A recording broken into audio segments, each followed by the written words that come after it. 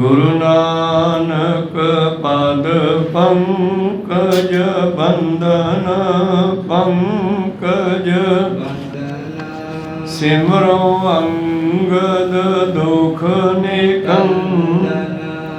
गुरु अमर दास हृदय नित त्याऊं हृदय नित त्याऊं। श्री गुरु रामदास गुण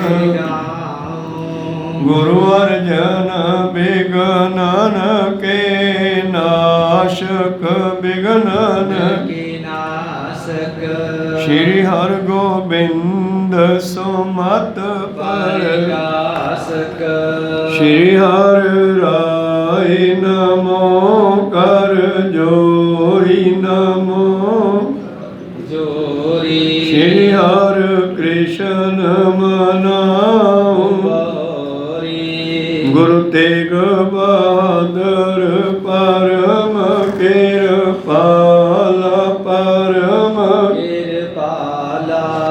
श्री गुरु गोबिंद सिंह बिसाला तरो तरा पर पुन पुन सीसा पुन पुन सीसा। बंदों बार बार जगदीशा एक ओंकारा सतगुरु प्रसाद सच होए। वाहिगुरु जी की फतेह है विघ्न विनाशन सोए। वाहिगुरु जी की फतेह है विघ्न विनाशन सोए। दोहरा सभा सर्ब कवियन बिखे इस विद पयो सबाद। धन धन सब ही कहे हृदय अधिक अहलाद। वाहिगुरु जी का खालसा वाहिगुरु जी की फतेह। आओ गुरु प्यारे गुरु सवारे सत्संगी जनो, रोजाना की तरह पातशाह जी की अपार किरपा बख्शिश का सदका पिछले पहरां दे दीवान सजाउंदे होए आप जी गुरु चरणों विखे हाजरियां लवा रहे हो। आओ लड़ीवार इतिहास की कथा विचार नाल जुड़ना करिए जी। आपां विचारा सरवण कर रहे सी धन धन श्री गुरु गोबिंद सिंह जी महाराज जी के कवियां दे नाल वचन विलास। अगली एक दिन की सभा लगी है, उस सभा दे विच भी कवियां दे नाल कुछ विचारां होईयां। पिछे भी कवियां दे कुछ प्रश्नां दे सवाल जवाब सतगुरां ने देने कीते। आओ अगली कथा आरंभ करिए। उस तो पहला गुरु का बख्शिया फतेह का नारा करिए बुलंद गज के आखिए जी। वाहिगुरु जी का खालसा वाहिगुरु जी की फतेह। दोहरा सभा सर्ब कवियन बिखे इस विद पयो सबाद। तो भाई साहब संतोख सिंह जी कवि अगली कथा लिखते हुए दस रहे हैं कि इस तरह गुरु अते कवियां दे विचारे संवाद हुंदा है, गलबात प्रश्न उत्तर होए हन। तन तन सब ही कहे हृदय अधिक अहलाद। और पहला कवियां ने कुछ सवालों के जवाब दिते जो प्रचलित सन, जिवें हिंदू मत के वेदां विच लिखे सी उवें कहानियां सुना दित्तियां। पर धन गुरु गोबिंद सिंह महाराज जी ने उन्हां सवालों के जवाब होर भी गूढ़े देने कीते। ध्यान दिओ तां सारे कवि जिहड़े हन वो सतगुरां नूं धन धन कहन लगे जी। उठे प्रभु मंदिर को गए नाना रस आहार अच लए। ओ कल एक आपां सभा की गल कर रहे हाँ, इहो सभा की समाप्ति हुई और फिर सतगुरु अपने महलों वाल चले गए जी। पुन पर्यंक पर करो आरामो इम सवाद कवण अबरामो। फिर धन धन श्री गुरु गोबिंद सिंह महाराज जी कवियां दे नाल वार्तालाप कीता ते वापस महलों में जाके आराम करन लगे जी। देश विदेशन में कब गुनी आवे चले सो कीरत सुनी। और मेरे प्रीतम जी कवियां नूं कवीशरां नूं इनाम बड़े दिंदे सन ते जिथों कुछ मिलदा उत्थे तां फिर आउंदे ही आ, कहंदे गुड़ ते मक्खियां आउंदियां। ਤੇ ਕਵੀਆਂ ਨੂੰ ਜਿਵੇਂ ਜਿਵੇਂ ਪਤਾ ਲੱਗਦਾ ਦੂਰ ਦੁਰਾਡੇ ਦੇ ਦੇਸ਼ਾਂ ਵਿੱਚ ਰਹਿਣ ਵਾਲੇ ਕਵੀਆਂ ਨੂੰ ਬਈ ਅਨੰਦਪੁਰ ਸਾਹਿਬ ਵਾਲੇ ਸਤਿਗੁਰੂ ਗੋਬਿੰਦ ਸਿੰਘ ਜੀ ਕਵਿਤਾ ਸੁਣ ਕੇ ਬੜਾ ਇਨਾਮ ਦਿੰਦੇ ਹਨ, ਤਾਂ ਉਹ ਕਵੀ ਲੋਕ ਜਿਹੜੇ ਹਨ ਉਹ ਆਉਣ ਲੱਗੇ ਜੀ। ਗਰਭ ਕਰੋੜ ਹੋ ਲਗਭਗ ਸੰਤੇ, ਜੁਗ ਲੋਕਨ ਕੇ ਸੁਖ ਨ ਲਭੰਤੇ। ਪਤਾ ਲੱਗਿਆ ਕਵੀਆਂ ਨੂੰ ਕਿ ਕਰੋੜਾਂ ਹੀ ਗਿਣਤੀ ਵਿੱਚ ਮਾਇਆ ਬਖਸ਼ ਦਿੰਦੇ ਹਨ, ਦੋਹਾਂ ਲੋਕਾਂ ਦੇ ਸੁੱਖ ਦਿੰਦੇ ਹਨ। ਆਓ ਚੱਲੀਏ ਅਨੰਦਪੁਰ ਸਾਹਿਬ। ਇਉਂ ਕਵੀ ਮਾਇਆ ਦੇ ਖਿੱਚੇ ਹੋਏ, ਕੁਝ ਗੁਰੂ ਦੇ ਪ੍ਰੇਮ ਦੇ ਖਿੱਚੇ ਹੋਏ ਆਪੋ ਆਪਣੇ ਇਲਾਕਿਆਂ ਚੋਂ ਸ਼੍ਰੀ ਅਨੰਦਪੁਰ ਸਾਹਿਬ ਆਉਣ ਲੱਗੇ ਜੀ। ਅੰਮ੍ਰਿਤ ਰਾਏ ਕਵੀ ਇਕ ਆਇਓ, ਕਰ ਕੀਰਤ ਕੋ ਕਵਿਤ ਲਿਆਇਓ। ਇੱਕ ਅੰਮ੍ਰਿਤ ਰਾਏ ਨਾਮ ਦਾ ਕਵੀ ਹੈ, ਜਿਨੇ ਸਤਿਗੁਰਾਂ ਦੀ ਸਿਫਤ ਵਿੱਚ ਇੱਕ ਕਵਿਤਾ ਲਿਖ ਕੇ ਲੈ ਆਂਦੇ ਜੀ। ਮਿਲਿਓ ਪ੍ਰਥਮ ਹੋ ਕੀਨ ਪ੍ਰਣਾਮੋ, ਬਾਰ ਸੁਨਾਏ ਸੋ ਜਸ ਅਬਰਾਮੋ। ਔਰ ਆ ਕੇ ਪਹਿਲੀ ਵਾਰ ਧੰਨ ਧੰਨ ਸ਼੍ਰੀ ਗੁਰੂ ਗੋਬਿੰਦ ਸਿੰਘ ਮਹਾਰਾਜ ਜੀ ਨੂੰ ਮਿਲਿਆ, ਔਰ ਇਸ ਨੇ ਫਿਰ ਸਤਿਗੁਰਾਂ ਦੀ ਸਿਫਤ ਵਿੱਚ ਜੋ ਛੋਟੀ ਜੀ ਕਵਿਤਾ ਬਣਾ ਕੇ ਲਿਆਇਆ ਹੈ, ਸੁਣਾਉਣ ਲੱਗਿਆ ਹੈ ਜੀ। ਜਾਹੂੰ ਔਰ ਜਾਉ ਅਤ ਆਦਰ ਤਾਂ ਤੇ ਪਾਉ, ਤੇਰੇ ਗੁਣ ਗਨ ਕੋ ਅਗਾਉ ਗਨੇ ਸ਼ੇਸ਼ ਜੂ। ਔਰ ਕਵੀ ਕੀ ਕਹਿੰਦਾ, ਮਹਾਰਾਜ ਤੁਹਾਡੇ ਚਰਨਾਂ ਨਾਲ ਜੁੜ ਕੇ ਹੁਣ ਮੈਂ ਜਿੱਧਰ ਵੀ ਜਾਣਾ ਦੁਨੀਆ ਮੇਰਾ ਬੜਾ ਸਤਿਕਾਰ ਕਰਦੀ ਹੈ, ਕਿਉਂਕਿ ਜੋ ਸਤਿਗੁਰ ਦੇ ਚਰਨਾਂ ਨਾਲ ਜੁੜੇ ਹੈ ਸੰਗਤ ਉਹਦਾ ਸਤਿਕਾਰ ਕਰਦੀ ਹੈ। ਕਵੀ ਕਹਿੰਦਾ ਮੈਂ ਜਿੱਧਰ ਵੀ ਜਾਂਦਾ ਹਾਂ ਉੱਥੇ ਮੈਨੂੰ ਸਤਿਕਾਰ ਮਿਲਦਾ ਹੈ। ਤੇਰੇ ਇੰਨੇ ਗੁਣ ਜਿਨ੍ਹਾਂ ਨੂੰ ਗਾਉਂਦਾ ਹੋਇਆ ਸ਼ੇਸ਼ ਨਾਗ ਵੀ ਥੱਕ ਜਾਵੇ ਜੀ। ਤੀਰ ਚੀਰ ਮੁਕਤਾ ਜੇ ਦੇਤ ਦੇਨਾ, ਪ੍ਰਤ ਦਾਨ ਤਿਨੈ ਦੇਖ ਦੇਖ ਅਬਲਾਕਤ ਦਿਨੇਸ਼ ਜੂ। ਮਹਾਰਾਜ ਦਿਨੇਸ਼ ਦਾਨੀ ਵੱਡੇ ਵੱਡੇ ਦਾਨੀ ਹੋਏ ਆ, ਬਲ ਰਾਜਾ ਦਾਨੀ ਹੋਇਆ, ਮੂੰਹੋਂ ਮੰਗਿਆ ਨਾਮ ਦਿੰਦਾ ਸੀ, ਸੋਨਾ ਚਾਂਦੀ ਧਰਤੀ ਹੀਰੇ ਜਵਾਹਰਾਤ। ਇਸੇ ਤਰ੍ਹਾਂ ਹੀ ਗੁਰੂ ਪਿਆਰਿਓ ਦੁਨੀਆ ਵਿੱਚ ਵੱਡੇ ਵੱਡੇ ਕੁਬੇਰ ਵਰਗੇ ਦਾਨੀ ਹਨ, ਪਰ ਕਵੀ ਕਹਿੰਦਾ ਜਿਹੜਾ ਤੁਸੀਂ ਦਾਨ ਦਿੰਦੇ ਹੋ ਹੀਰ ਹੀਰੇ ਚੀਰ ਕੱਪੜੇ ਮੁਕਤਾ ਮੋਤੀ ਸੋਨਾ ਚਾਂਦੀ ਦਿਨ ਪ੍ਰਤੀ ਜਿਹੜਾ ਆਪਣੇ ਦਾਸਾਂ ਤੇ ਦਇਆ ਕਰਕੇ ਦੇਣਾ ਕਰਦੇ ਹੋ, ਦੇਖ ਦੇਖ ਅਬਲਾਕਤ ਦਿਨੇਸ਼ ਜੂ। ਧਨੀ ਲੋਕ ਦੇਖ ਦੇਖ ਕੇ ਹੈਰਾਨ ਹੁੰਦੇ ਐ ਵੀ ਗੁਰੂ ਸਾਹਿਬ ਇੰਨਾ ਕਿੱਥੋਂ ਵਰਤਾਈ ਜਾਂਦੇ ਹਨ। ਗੁਣਨ ਮੈਂ ਗੁਣੀ ਕਵ ਅੰਮ੍ਰਿਤ ਪੜਈਆ, ਮੇਰੋ ਜਬ ਇਨੋ ਹੀਰੋ ਪਿਆਰ ਕੀਜੇ ਅਮਰੀਸ਼ ਜੂ। ਹਾਂ, ਅਮਰੀਸ਼ ਹੁੰਦਾ ਹੈ ਮਾਲਕ ਪਰਮੇਸ਼ਰ ਦੇ ਸਰੂਪ ਸਤਿਗੁਰੂ। ਹੇ ਗੁਣਾਂ ਦੇ ਖਜ਼ਾਨੇ ਸਤਿਗੁਰੂ, ਇਹ ਕਵੀ ਅੰਮ੍ਰਿਤ ਪੜਈਆ ਤੇਰੇ ਚਰਨਾਂ ਦੇ ਵਿੱਚ ਪੈ ਗਿਆ ਹੈ। ਮੇਰੋ ਜਬ ਇਨ ਹੀਰੋ ਪਿਆਰ ਕੀਜੈ ਅਮਰੀਸ਼ ਜੋ। ਅਮਰ ਏਸ਼ ਹੁੰਦਾ ਪਰਮੇਸ਼ਰ ਤੇ ਅਮਰ ਹੁੰਦਾ ਸਦਾ ਰਹਿਣ ਵਾਲਾ। ਹੀ ਸਦਾ ਰਹਿਣ ਵਾਲੇ ਸੁੰਦਰ ਪਰਮੇਸ਼ਰ ਸਰੂਪ ਸਤਿਗੁਰੂ, ਇਹ ਕਵੀ ਅੰਮ੍ਰਿਤ ਵੀ ਤੇਰੇ ਚਰਨਾਂ ਵਿੱਚ ਆਇਆ ਹੈ। ਸ੍ਰੀ ਗੁਰੂ ਗੋਬਿੰਦ ਸਿੰਘ ਚੀਰ ਨਿਦ ਪਾਰ ਪਈ, ਕੀਰਤ ਤਿਹਾਰੀ ਤੁਮੇ ਕਹਿ ਕੇ ਸੰਦੇਸ਼ ਜੂ। ਇਹ ਧੰਨ ਧੰਨ ਸ੍ਰੀ ਗੁਰੂ ਗੋਬਿੰਦ ਸਿੰਘ ਮਹਾਰਾਜ ਜੀ ਛੱਬ ਨਿਧੀ, ਛੱਬ ਹੁੰਦੀ ਹੈ ਸੋਭਾ, ਤੇਰੀ ਸੋਭਾ ਦਾ ਖਜ਼ਾਨਾ, ਇਸ ਦਾ ਪਾਰ ਨਹੀਂ ਹੈ, ਅੰਤ ਨਹੀਂ ਹੈ। ਕੀਰਤ ਤਿਹਾਰੀ ਤੁਮੇ ਕਹੀਏ ਸੰਦੇਸ਼ ਜੂ। ਮੈਂ ਆਪ ਜੀ ਦੀ ਸਿਫਤ ਵਿੱਚ ਇਹ ਆਪ ਜੀ ਨੂੰ ਸੰਦੇਸ਼ ਬੇਨਤੀ ਕਰਦਾ ਹਾਂ। ਸੁਣ ਪ੍ਰਸੰਗ ਕਲ ਗੀਤਰ ਹੈ ਵਕੀ, ਰਾਖਿਓ ਨਿਕਟ ਮਾਨ ਬਹੁ ਕਹਿ ਕਹਿ। ਧੰਨ ਗੁਰੂ ਗੋਬਿੰਦ ਸਿੰਘ ਮਹਾਰਾਜ ਜੀ ਨੇ ਇਹਦੀ ਬੇਨਤੀ ਭਰੀ ਤੇ ਸਿਫਤ ਭਰੀ ਕਵਿਤਾ ਸੁਣੀ ਆ, ਔਰ ਧੰਨ ਗੁਰੂ ਗੋਬਿੰਦ ਸਿੰਘ ਜੀ ਨੇ ਬੜੇ ਪਿਆਰ ਦੇ ਨਾਲ ਇਸ ਅੰਮ੍ਰਿਤ ਕਵੀ ਨੂੰ ਆਪਣੇ ਕੋਲ ਰੱਖਿਆ ਹੈ। ਰੋਜ ਦਿਓ ਕਰ ਦਰਬ ਕਨੇਰਾ, ਇਮ ਸੁਣ ਸੁਣ ਕਰ ਸੁਜਸ ਬਡੇਰਾ। ਇਹੋ ਸਤਿਗੁਰੂ ਸਿਫਤਾਂ ਸੁਣ ਸੁਣ ਕੇ ਇਹਨੂੰ ਰੋਜ਼ ਹੁੰਦਾ ਰੋਜ਼ਾਨਾ, ਰੋਜ਼ਾਨਾ ਹੀ ਇਸ ਨੂੰ ਬਹੁਤ ਸਾਰੀ ਮਾਇਆ ਦੇਣ ਲੱਗੇ ਜੀ। ਕਰਨ ਪਰਬ ਭਾਖਾ ਤਨ ਕੀਨੀ ਛੰਦ ਬੰਦ ਸੁੰਦਰ ਗਤ ਲੀਨੀ। ਤੋ ਕਰਨ ਪਰਬ ਬਿਰਜ ਭਾਸ਼ਾ ਦੇ ਵਿੱਚ ਇਹ ਗ੍ਰੰਥ ਹੈ ਕਰਨ ਦਾ। ਕਰਨ ਵੀ ਇੱਕ ਬੜਾ ਵੱਡਾ ਦਾਨੀ ਹੋਇਆ।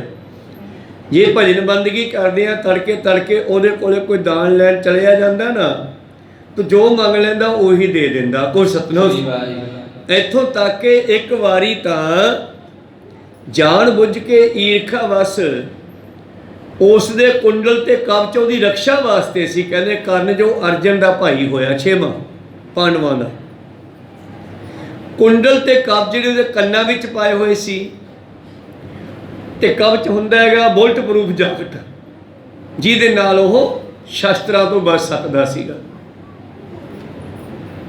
ਤੇ ਦ੍ਰੋਣਾਚਾਰੀਆ ਨੇ ਇਸ ਕਰਨ ਨੂੰ ਮਾਰਨ ਦੇ ਲਈ ਧੋਖੇ ਦੇ ਨਾਲ ਤੜਕੇ ਤੜਕੇ ਜਦੋਂ ਭਜਨ ਕਰਦਾ ਉਹਦੇ ਕੋਲੋਂ ਕੁੰਡਲ ਤੇ ਕਵਚ ਮੰਗ ਲਏ। ਉਹਨੇ ਉਹ ਵੀ ਲਾ ਕੇ ਦੇ ਦਿੱਤੇ। ਸਤਿਨਾਮ ਸ੍ਰੀ ਵਾਹਿਗੁਰੂ। ਤੋ ਇਸ ਤਰ੍ਹਾਂ ਸਤਿਗੁਰੂ ਪਾਤਸ਼ਾਹ ਜੀ ਉਸ ਨੂੰ ਬਹੁਤ ਸਾਰਾ ਧਨ ਦੇਣ ਲੱਗੇ। ਇੱਕ ਦਿਨ ਇਸ ਨੇ ਕਰਨ ਦੇ ਇਤਿਹਾਸ ਦੀ ਜੋ ਬਿਰਜ ਭਾਸ਼ਾ ਵਿੱਚ ਲਿਖਿਆ ਹੋਇਆ ਸੀ ਉਹਦੀ ਇਸ ਨੇ ਉਲਥਾ ਕੀਤਾ ਹੈ। ਲਾਖ ਦਰਬ ਕੀ ਬਖਸ਼ਿਸ਼ ਪਾਈ ਗੁਰ ਕੀ ਕੀਰਤ ਮਹਿਤ ਬਨਾਈ। ਔਰ ਸਤਿਗੁਰਾਂ ਨੇ ਇਹਨੂੰ ਲੱਖ ਰੁਪਈਆ ਦਿੱਤਾ ਉਸ ਉਲਥੇ ਦਾ। ਗੁਰੂ ਨਾਨਕ ਦੇ ਘਰ 'ਚ ਘਾਟਾ ਕੋਈ ਨਹੀਂ, ਕਿੰਨਾ ਤਾਂ ਸਮਾਨ ਅਰਬਾਂ ਦੀ ਗਿਣਤੀ ਵਿੱਚ ਸਤਲੁਜ ਦਰਿਆ ਵਿੱਚ ਹੀ ਰੱਬ ਦਿੱਤਾ ਹੈ।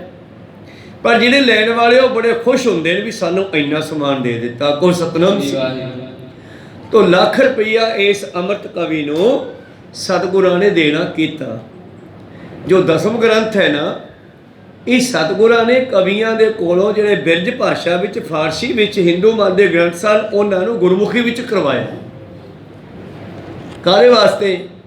ਤਾਂ ਕਿ ਅਸੀਂ ਉਹਨਾਂ ਦੇ ਇਤਿਹਾਸ ਮਿਥਿਹਾਸ ਨੂੰ ਜਾਣ ਸਕੀਏ। ਤਾਂ ਲਿਖਿਆ ਗਿਆ ਦਸਮ ਗ੍ਰੰਥ। ਕੋ ਸਤਿਨਾਮ। ਜਿਸ ਤਰ੍ਹਾਂ ਕੋਈ ਸਾਡੇ ਬੱਚਾ ਜਿਸ ਦੇ ਕੋਲ ਕਿਤਾਬ ਨਾ ਹੋਵੇ, ਗਰੀਬ ਹੋਵੇ, ਗਵਾਂਢੀਆਂ ਤੋਂ ਮੰਗਣ ਜਾਵੇ ਤੇ ਗਵਾਂਢੀ ਦੇਵੇ ਕਿ ਨਾ ਦੇਵੇ, ਫਿਰ ਗਵਾਂਢੀ ਦੀ ਭਾਸ਼ਾ ਅੰਗਰੇਜ਼ੀ 'ਚ ਹੋਵੇ ਤੇ ਅਸੀਂ ਗੁਰਮੁਖੀ ਜਾਣਦੇ ਆ, ਉਹਦੀ ਸਮਝ ਆਵੇ ਕਿ ਨਾ ਆਵੇ। ਦਸਵੇਂ ਪਾਤਸ਼ਾਹ ਜੀ ਨੇ ਕਵੀਆਂ ਕੋਲੋਂ ਸਾਰਾ ਇਹ ਪੁਰਾਣਾ ਜੋ ਇਤਿਹਾਸ ਸੀ ਨਾ, ਕੌਰਵਾਂ ਪਾਂਡਵਾਂ ਦਾ, 24 ਅਵਤਾਰਾਂ ਦਾ ਜਿਹੜਾ ਇਤਿਹਾਸ ਸੀਗਾ, ਉਹ ਸਾਰਾ ਪਾਤਸ਼ਾਹ ਨੇ ਗੁਰਮੁਖੀ ਵਿੱਚ ਕਰਵਾਇਆ। ਤੇ ਗੁਰਮੁਖੀ ਵਿੱਚ ਕਰਵਾ ਕੇ ਸਾਰਾ ਲੜੀਵਾਰ 24 ਅਵਤਾਰਾਂ ਦਾ ਜਿਹੜਾ ਇਤਿਹਾਸ ਸੀ ਉਹ ਦਸਮ ਗ੍ਰੰਥ ਵਿੱਚ ਲਿਖ ਦਿੱਤਾ। ਵਿੱਚ ਆਪਣੀ ਬਾਣੀ ਵੀ ਲਿਖੀ। ਜਦੋਂ ਅਖੀਰ ਤੇ ਕਲਯੁਗ ਦੇ ਸਮੇਂ ਵਿੱਚ ਪਹੁੰਚਦੇ ਨੇ, ਫਿਰ ਬਾਬੇ ਨਾਨਕ ਦਾ ਜਿਹੜਾ ਇਤਿਹਾਸ ਆ ਉਹ ਲਿਖਦੇ ਆ ਦਸਵੇਂ ਪਾਤਸ਼ਾਹ। ਫਿਰ 9 ਗੁਰੂਆਂ ਦਾ ਲਿਖਦੇ ਆ ਤੇ ਅਖੀਰ ਕੇ ਲਿਖਦੇ ਆ, ਅਬ ਮੈਂ ਆਪਣੀ ਕਥਾ ਬਖਾਨੋ ਤਪ ਸਾਧਤ ਜੇ ਬਿਦ ਮੋਹਿ ਆਨੋ। ਇੱਥੋਂ ਫਿਰ ਆਪਦੇ ਆਉਣ ਦੀ ਕਥਾ ਕਰਦੇ ਆ ਸਾਰੀ, ਕਿ ਮੈਂ ਕਿੱਥੇ ਸੀਗਾ, ਕੀ ਕਰਦਾ ਸੀਗਾ, ਔਰ ਕਿਉਂ ਮੈਨੂੰ ਦੁਨੀਆ ਵਿੱਚ ਆਉਣਾ ਪਿਆ। ਇਹ ਫਿਰ ਪਿੱਛੇ ਸਾਰੀ ਆਪਣੀ ਕਥਾ ਲਿਖਦੇ ਆ। ਉਹਨਾਂ ਸਮਿਆਂ ਦੇ ਵਿੱਚ ਜੋ ਇਸਤਰੀਆਂ ਦੇ ਚਰਿੱਤਰ ਹੁੰਦੇ ਸਨ, ਉਹ ਵੀ ਸਤਿਗੁਰ ਨੇ ਇਸ ਕਰਕੇ ਲਿਖੇ ਕਿ ਮੇਰਾ ਸਿੱਖ ਇਹੋ ਜਿਹੀਆਂ ਇਸਤਰੀਆਂ ਤੋਂ ਬਚਿਆ ਰਵੇ ਜਿਨ੍ਹਾਂ ਨੇ ਵਿਸ਼ੇ ਵਿਕਾਰਾਂ ਦੇ ਕਾਰਨ ਕਿਸੇ ਨੇ ਆਪਣੇ ਪਤੀ ਨੂੰ ਮਰਵਾਇਆ, ਕਿਸੇ ਨੇ ਭਰਾ ਨੂੰ ਮਰਵਾਇਆ, ਕਿਸੇ ਨੇ ਪਿਓ ਨੂੰ ਮਰਵਾਇਆ। ਕੋਈ ਸਤਿਨਾਮ। ਉਹਨਾਂ ਦੇ ਲਿਖਣ ਦਾ ਇੱਕੋ ਇੱਕ ਕਾਰਨ ਹੈ, ਆਪਣੇ ਪੰਥ ਨੂੰ, ਸਿੱਖਾਂ ਨੂੰ ਸੁਚੇਤ ਕਰਨਾ। ਕਈ ਲੋਕ ਟੀਕਾ ਟਿੱਪਣੀ ਕਰਦੇ ਆ ਬਈ ਇਹ ਗੱਲਾਂ ਕਿਉਂ ਲਿਖੀਆਂ। ਉਹ ਲਿਖਣ ਦਾ ਇੱਕੋ ਕਾਰਨ ਹੈ ਕਿ ਮੇਰਾ ਖਾਲਸਾ ਪੰਥ ਇਹੋ ਜਿਹੀਆਂ ਇਸਤਰੀਆਂ ਤੋਂ ਜਿਹੜਾ ਹੈ ਸੁਚੇਤ ਰਵੇ। ਖੈਰ, ਇਸ ਤਰ੍ਹਾਂ ਕਰਨ ਪਰਬ ਦੀ ਜਦੋਂ ਇਸ ਨੇ ਗੁਰੂ ਪਿਆਰਿਓ ਭਾਖਿਆ ਕੀਤੀ ਬਿਰਜ ਭਾਸ਼ਾ ਤੋਂ, ਇਸ ਨੂੰ ਆਪਣੀ ਬੋਲੀ ਵਿੱਚ ਕੀਤਾ ਗੁਰਮੁਖੀ ਵਿੱਚ, ਸਤਿਗੁਰ ਨੇ ਇਸ ਨੂੰ 1 ਲੱਖ ਰੁਪਈਆ ਦੇਣਾ ਕੀਤਾ। ਇਹ ਬੜਾ ਖੁਸ਼ ਹੋਇਆ ਹੈ ਜੀ। ਹੰਸ ਰਾਮ ਕਵ ਪਰਬ ਬਨਾਇਓ ਦ੍ਰੁਣ ਪਰਬ ਕਵਰੇਸ਼ ਸੁਨਾਇਓ। ਇਸ ਤਰ੍ਹਾਂ ਹੰਸ ਰਾਮ ਇੱਕ ਕਵੀ ਹੈ, ਇਸ ਨੇ ਵੀ ਕਿਸੇ ਹਿੰਦੂ ਮਤ ਦੇ ਇਤਿਹਾਸ ਨੂੰ ਉਚਾਰਨ ਕਰਕੇ ਸੁਣਾਇਆ ਹੈ। ਔਰ ਇੱਕ ਉਬਰੇਸ਼ ਕਵੀ ਹੋਇਆ, ਇਸ ਨੇ ਵੀ ਦਰੋਣਾਚਾਰੀਆ ਦਾ ਜਿਹੜਾ ਇਤਿਹਾਸ ਹੈ ਉਹ ਬਿਰਜ ਭਾਸ਼ਾ ਤੋਂ ਗੁਰਮੁਖੀ ਵਿੱਚ ਕਰਕੇ ਦਿੱਤਾ ਜੀ। ਇਸੀ ਰੀਤ ਬਹੁ ਭਾਖਾ ਬਣੀ ਮਿਲੇ ਆਨ ਇਸੀ ਬਿਦ ਗੁਣੀ। ਔਰ ਇਸ ਤਰ੍ਹਾਂ ਜਿਵੇਂ ਜਿਵੇਂ ਕਵੀਆਂ ਨੂੰ ਪਤਾ ਲੱਗਦਾ ਜਾਂਦਾ ਹੈ ਜਾਂ ਜਿਹੜੇ ਦੋ ਭਾਸ਼ੀਏ ਹੁੰਦੇ ਨੇ, ਭਾਵ ਜੋ ਭਾਸ਼ਾ ਦੋ ਜਾਣਦੇ ਹੈ, ਅੰਗਰੇਜ਼ੀ ਨੂੰ ਪੰਜਾਬੀ 'ਚ ਕਰਨਾ, ਪੰਜਾਬੀ ਨੂੰ ਅੰਗਰੇਜ਼ੀ 'ਚ ਕਰਨਾ, ਉਦੋਂ ਫਾਰਸੀ ਚੱਲਦੀ ਸੀ, ਬਿਰਜ ਭਾਸ਼ਾ ਚੱਲਦੀ ਸੀ। ਜਿਹੜੇ ਇਸ ਤਰ੍ਹਾਂ ਦੇ ਮਾਹਰ ਸਨ ਉਹ ਸਤਿਗੁਰਾਂ ਕੋਲੇ ਆਉਂਦੇ ਹੈ ਤੇ ਸਤਿਗੁਰਾਂ ਕੋਲੋਂ ਸਤਿਕਾਰ ਔਰ ਮਾਇਆ ਪ੍ਰਾਪਤ ਕਰਦੇ ਹਨ। ਬਾਵਨ ਕਵ ਗਿਣਤੀ ਮਹਿਨੀਤ ਰਹਿ ਨਿਕਟ ਹਰਿ ਖਾਵੇ ਚੀਤ। ਕਿਉਂ ਆਉਂਦਿਆਂ ਧੰਨ ਧੰਨ ਸ੍ਰੀ ਗੁਰੂ ਗੋਬਿੰਦ ਸਿੰਘ ਮਹਾਰਾਜ ਜੀ ਦੇ ਕੋਲ 52 ਕਵੀ ਇਕੱਠੇ ਹੋ ਗਏ। ਇਹ 52 ਕਵੀਆਂ ਦਾ ਜਥਾ ਹਮੇਸ਼ਾ 10ਵੇਂ ਪਾਤਸ਼ਾਹ ਦੇ ਨਾਲ ਰਹਿੰਦਾ ਹੈ। ਆਪ ਜੀ ਨੇ ਪਿੱਛੇ ਸੁਣਿਆ ਸੀਗਾ ਕਿ ਜਦੋਂ ਪਾਤਸ਼ਾਹ ਜੀ ਨੇ ਪੌਂਟਾ ਸਾਹਿਬ ਵਸਾਇਆ, ਉੱਥੇ ਜਿਹੜਾ ਉਹਦੇ ਪਿਛਲੇ ਪਾਸੇ ਨਦੀ ਵਗਦੀ ਹੈ ਨਾ, ਉਹ ਨਦੀ ਉਸ ਜਗ੍ਹਾ ਤੋਂ ਬੜੀ ਖੜਕਾ ਕਰਕੇ ਲੰਘਦੀ ਸੀ ਤੇ ਅੰਮ੍ਰਿਤ ਵੇਲੇ ਸਤਿਗੁਰੂ ਪਾਤਸ਼ਾਹ ਉੱਥੇ ਕਵੀਆਂ ਦੇ ਕੋਲੋਂ ਕਵਿਤਾਵਾਂ ਸੁਣਦੇ, ਇਤਿਹਾਸ ਸੁਣਦੇ। ਉੱਥੇ ਬੜਾ ਖੜਕਾ ਹੁੰਦਾ ਸੀਗਾ ਤੇ ਇੱਕ ਦਿਨ ਪਾਤਸ਼ਾਹ ਕਹਿਣ ਲੱਗੇ, ਭਲੀਏ ਮਾਨਸੇ ਆਰਾਮ ਨਾਲ ਟੱਪ ਜਿਆ ਕਰ। ਮੁੜ ਕੇ ਉੱਥੇ ਖੜਕਾ ਹੋਣੋਂ ਬੰਦ ਹੋ ਗਿਆ। ਜੋ ਪਾਣੀ ਦੀ ਝਾਲ ਪੈਂਦੀ ਸੀ ਉੱਥੇ ਇੱਕਦਮ ਬਹੁਤ ਜ਼ਿਆਦਾ ਤੇ ਖੜਕਾ ਹੁੰਦਾ ਸੀਗਾ। ਤੇ ਸਤਿਗੁਰੂ ਕਹਿਣ ਲੱਗੇ, ਤੂੰ ਆਰਾਮ ਨਾਲ ਟੱਪਿਆ ਕਰ, ਰੌਲਾ ਨਾ ਪਾਇਆ ਕਰ ਇੱਥੇ, ਕਿਉਂਕਿ ਭੈ ਵਿੱਚ ਪਵਨ ਵਹੇ ਸਦਵਾਓ, ਭੈ ਵਿੱਚ ਚੱਲੇ ਲੱਖ ਦਰਿਆਓ, ਭੈ ਵਿੱਚ ਅਗਨ ਕੱਢੈ ਵਿਗਾਰ, ਭੈ ਵਿੱਚ ਧਰਤੀ ਦੱਬੀ ਭਾਰ। ਇਹ ਸਾਰੇ ਪਰਮੇਸ਼ਰ ਦੇ ਗੁਰੂ ਦੇ ਹੁਕਮ ਦੇ ਵਿੱਚ ਹਨ।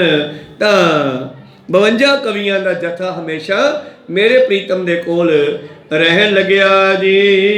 ਇੱਕ ਦਿਨ ਸਤਿਗੁਰ ਸਭਾ ਲਗਾਏ ਬੈਠੇ ਹੋਤੇ ਮਹਾਦੁੱਤ ਪਾਏ। ਅੱਗੇ ਫਿਰ ਗੱਲ ਸੁਣਾਉਂਦੀ ਹੈ ਇੱਕ ਦਿਨ ਦੀ। ਕਹਿੰਦੇ ਇੱਕ ਦਿਨ ਮੇਰੇ ਪ੍ਰੀਤਮ ਦੀ ਸਭਾ ਲੱਗੀ ਹੈ ਔਰ ਸਭਾ ਦੇ ਵਿੱਚ ਬੜੀ ਸੁੰਦਰਤਾ ਦੇ ਨਾਲ ਦੁੱਤ ਹੁੰਦਾ, ਸੁੰਦਰਤਾ ਬੜੀ ਸ਼ੋਭਾ ਦੇ ਨਾਲ ਬਿਰਾਜਮਾਨ ਹਨ। ਇੱਕ ਕਵੀ ਚੱਲ ਕਰ ਤਹਿ ਆਇਓ ਨਿਜ ਵਿਦਿਆ ਹੰਕਾਰ ਵਢਾਇਓ। ਇੱਕ ਕਵੀ ਆਇਆ, ਉਹਨੂੰ ਆਪਣੇ ਗਿਆਨ ਦਾ ਬੜਾ ਹੰਕਾਰ ਸੀਗਾ, ਨਿਜ ਵਿਦਿਆ ਆਪਣੀ ਵਿਦਿਆ ਦਾ ਬੜਾ ਹੀ ਹੰਕਾਰ ਸੀ। ਕੀਨ ਸਵਈਆ ਅਰਬ ਚ ਪਾਇਓ ਅਬ ਲਖਤ ਗੁਰ ਤੇ ਪਰਖਾਇਓ। ਔਰ ਉਸ ਨੇ ਇੱਕ ਸਵਈਆ ਰਚਿਆ ਹੈ ਜਿਹਦੇ ਅਰਥਾਂ ਨੂੰ ਲੁਕੋਇਆ ਵਿੱਚੇ ਹੀ, ਭਾਵ ਉਹਦੇ ਸੌਖੇ ਅਰਥ ਸਮਝ ਨਹੀਂ ਆਉਂਦੇ। ਉਹਨੂੰ ਇੰਨਾ ਮਾਣ ਹੈ ਕਿ ਜਿਹੜਾ ਮੈਂ ਸਵਈਆ ਰਚਿਆ ਇਹਦੇ ਕੋਈ ਅਰਥ ਨਹੀਂ ਕਰ ਸਕਦਾ, ਅਰਥ ਉਹਦੇ ਵਿੱਚ ਹੀ ਪਏ ਨਾ, ਪਰ ਹਰੇਕ ਨੂੰ ਸਮਝ ਨਹੀਂ ਆਉਂਦੇ। ਉਹਦਾ ਇਹ ਖਿਆਲ ਸੀ, ਹੱਥ ਬੰਦ ਕਰ ਬੰਧਨ ਠਾਨੀ ਬੈਠ ਪ੍ਰਭੂ ਕੇ ਨਿਕਟ ਬਖਾਨੀ। ਔਰ ਆ ਨਮਸਕਾਰ ਕੀਤੀ ਮੇਰੇ ਪ੍ਰੀਤਮ ਨੂੰ, ਨਮਸਕਾਰ ਕਰਕੇ ਮੱਥਾ ਟੇਕ ਕੇ ਬੈਠ ਗਿਆ ਤੇ ਫਿਰ ਕਹਿਣ ਲੱਗਿਆ ਜੀ। ਦੇਸ਼ ਦੇਸ਼ ਮੇ ਰਾਵਰ ਕੀਰਤ ਜਿਸ ਜਿਸ ਤੇ ਸੁਨੀਅਤ ਬਸਤੀਰਤ। ਮਹਾਰਾਜ ਤੁਹਾਡੀ ਬੜੀ ਮਹਿਮਾ ਸੁਣੀ ਆ, ਦੇਸ਼ਾਂ ਦਿਸ਼ਾਂਤਰਾਂ ਦੇ ਵਿੱਚ ਕਵੀ ਤੁਹਾਡੀ ਬੜੀ ਸਿਫਤ ਕਰ ਰਹੇ ਹਨ। ਸਭ ਵਿਦਿਆ ਕੇ ਗੁਣੀ ਬਖਾਨੇ ਰਹੇ ਸਭਾ ਤੁਮਾਰੀ ਸਨਮਾਨੇ। ਮੈਨੂੰ ਪਤਾ ਲੱਗਿਆ ਕਿ ਤੁਸੀਂ ਕਵੀਆਂ ਦਾ ਬੜਾ ਸਤਿਕਾਰ ਕਰਦੇ ਹੋ ਔਰ ਕਵੀ ਵਿਦਿਆ ਦੇ ਧਨੀ ਤੁਹਾਡੇ ਕੋਲ ਗੁਣੀ ਲੋਕ ਆਉਂਦੇ ਐ ਤੇ ਤੁਸੀਂ ਸਤਿਕਾਰ ਦਿੰਦੇ ਹੋ। ਸਾਦਰ ਛੇ ਲਾਖੋ ਰਹਿਤੀਰ ਪਰਖੋ ਸਭ ਕੇ ਗੁਣੀ ਗਹੀਰ। ਔਰ ਮਹਾਰਾਜ ਜੀ ਤੁਸੀਂ ਸਾਰੇ ਕਵੀਆਂ ਦੇ ਕੋਲੋਂ ਉਹਨਾਂ ਦੀਆਂ ਰਚਨਾਵਾਂ ਸੁਣਦੇ ਹੋ ਔਰ ਉਹਨਾਂ ਦੀ ਲਿਖੀ ਹੋਈ ਰਚਨਾ ਨੂੰ ਪਰਖਣਾ ਕਰਦੇ ਹੋ ਔਰ ਫਿਰ ਉਹਨਾਂ ਨੂੰ ਇਨਾਮ ਵੀ ਦਿੰਦੇ ਹੋ। ਇੱਕ ਸਵਈਆ ਰਚੋ ਨਬੀਨਾ ਅਰਥ ਅਜੈਬ ਸ਼ੁਭ ਤਰਦੀਨਾ। ਔਰ ਮਹਾਰਾਜ ਮੈਂ ਵੀ ਇੱਕ ਸਵਈਆ ਰਚ ਕੇ ਲਿਆਇਆ ਜਿਹਦੇ ਅਰਥ ਬੜੇ ਅਨੋਖੇ ਹਨ ਔਰ ਮੈਂ ਆਪ ਜੀ ਨੂੰ ਸੁਣਾਉਣਾ ਚਾਹੁੰਦਾ ਹਾਂ। ਸਭ ਆਪ ਕੀ ਮੈਨੇ ਐਸਾ ਜ਼ਾਹਰ ਕਰੇ ਅਰਥ ਕੋ ਜੈਸਾ। ਉਹਦੇ ਅਰਥ ਉਹਦੇ ਵਿੱਚ ਹੀ ਹੈ, ਪਰ ਮੈਨੂੰ ਲੱਗਦਾ ਤੁਹਾਡੀ ਸਭਾ 'ਚ ਕੋਈ ਵੀ ਐਸਾ ਕਵੀ ਨਹੀਂ ਜਿਹੜਾ ਮੇਰੇ ਸਵਈਏ ਦੇ ਅਰਥ ਕਰ ਦੇਵੇ। ਹੰਕਾਰ 'ਚ ਬੋਲ ਗਿਆ ਨਾ, ਜਿਵੇਂ ਭਾਈ ਲਾਲ ਸਿੰਘ ਜਾਂ ਢਾਲ ਲਿਆ ਕੇ ਮੱਥਾ ਟੇਕਿਆ, ਪਾਤਸ਼ਾਹ ਨੇ ਚੱਕ ਲਈ, ਵੀ ਬੜੀ ਸੁੰਦਰ ਹੈ, ਕਮਾਲ ਹੋ ਗਈ। ਹਾਂ ਮਹਾਰਾਜ ਇਹ ਤਾਂ ਬੜੀ ਮਜ਼ਬੂਤ ਵੀ ਲੱਗਦੀ ਆ। ਹਾਂ ਮਹਾਰਾਜ ਇਹਦੇ ਵਿੱਚੋਂ ਤਲਵਾਰ ਨਹੀਂ ਟੱਪਣੀ। ਹਾਂਜੀ ਹਾਂਜੀ ਇਹਦੇ ਵਿੱਚੋਂ ਤਾਂ ਗੋਲੀ ਵੀ ਨਹੀਂ ਟੱਪ ਸਕਦੀ। ਕਹਿੰਦਾ ਹਾਂਜੀ, ਜੇ ਮੈਂ ਮਾਰਾ ਮੇਰੀ ਵੀ ਟੱਪਣੀ। ਕਹਿੰਦਾ ਹਾਂਜੀ। ਕਹਿੰਦੇ ਚੰਗਾ ਫਿਰ ਕੱਲ ਨੂੰ ਲੈ ਕੇ ਆਈ, ਫਿਰ ਦੇਖਾਂਗੇ ਟੱਪਦੀ ਹੈ ਕਿ ਨਹੀਂ। ਕਹੋ ਸਤਨਾਮ। ਉਹ ਜੋਸ਼ ਜੋਸ਼ 'ਚ ਕਹਿ ਗਿਆ ਹਾਂਜੀ, ਤੇ ਪੈ ਗਈ ਪ੍ਰੀਖਿਆ। ਦੂਜੇ ਦਿਨ ਫਿਰ ਸਾਰੀ ਰਾਤ ਨੀਂਦ ਨਾ ਆਵੇ।